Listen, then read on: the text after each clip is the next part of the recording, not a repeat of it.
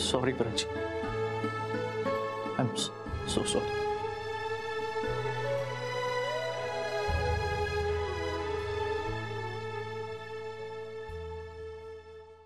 सुनेचा मानसिक आणि शारीरिक छळ करण्याचा अक्षम्य गुन्हा केलाय तुम्ही, आणि कायद्याने तुम्हाला शिक्षा होईलच त्यासाठी. पण मला सांगा, हे असं घाणेरडं वागून काय मिळालं हो तुम्हाला? समाधान.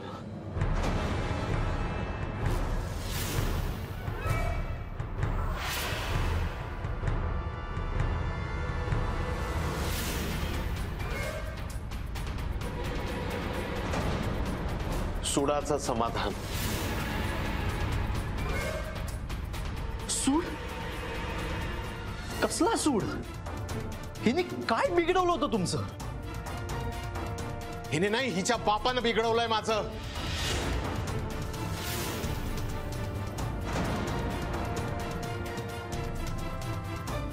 हिचा बाप पक्का वैरी होता माझा.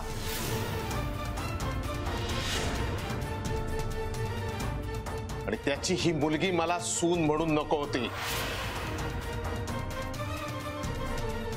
अहो मग तेव्हाच लग्नाला विरोध करायचात ना? हा डबल गेम कशाला खेळला? आम्ही पळून जाऊन लग्न केलं असतं. हेच मला नको होतं मंदार. मी जर का उघड उघड विरोध केला असता ना, तर तू माझ्यापासून दुरावला असता आणि हिच्या जास्त जवळ गेला असतास. म्हणून मी तुमच्या लग्नाला परवानगी दिली आणि तुला हिच्यापासून लांब पाठवलं आणि हिला छळण्याचा डाव रचला. मंदार, तू हिला साडी दिली होतीस ना, ती सुद्धा मीच झाली. यांच्या सगळ्यांच्या कॉफीमध्ये गुंगीचं औषध मीच टाकलं.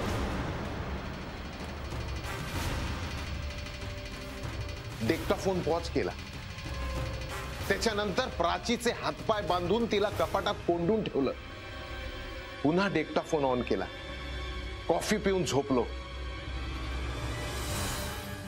पण या अस्मितामुळे माझा प्लॅन फसला.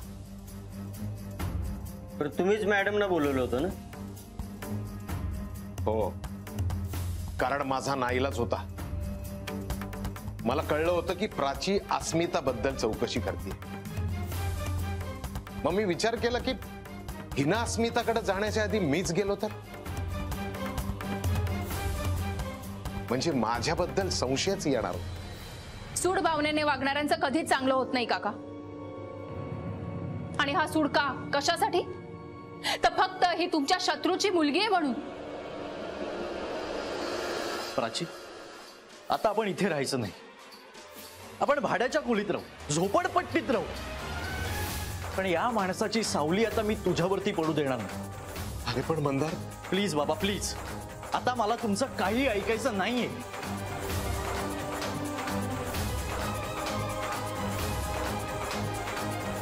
Mandar, don't worry.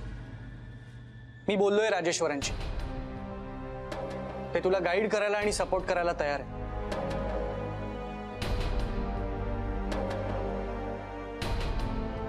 All the best. Mandar, तू तुझं चित्रकार व्हायचं स्वप्न पूर्ण कर आणि संसाराची काळजी करू नकोस. मी करेन नोकरी.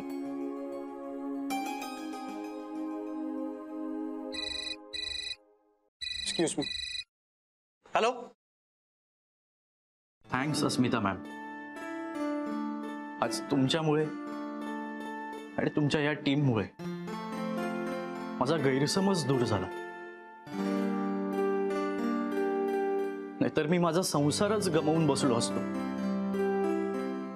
माझ्यावरती इतकं प्रेम करणाऱ्या प्राचीला कायमचं गमावलं असतं. अशीच नेहमी एकमेकांची साथ द्या. काहीही झालं तरी ही साथ सोडू नका. मंदारराव, ही तुमची पेंटिंग मला जाम आवडल्यात. ही माझ्याजवळ ठेवू, म्हणजे पुढं मागं मोठं पेंटर झाला तर तेवढीच आठवण राहील तुमची. अरे काय नाही मॅडम, खबर मिळाली व्ही सुरेंद्र मुंबईत आला त्याची जागा विकायला आणि कायमचा परदेशात जाणार आहे.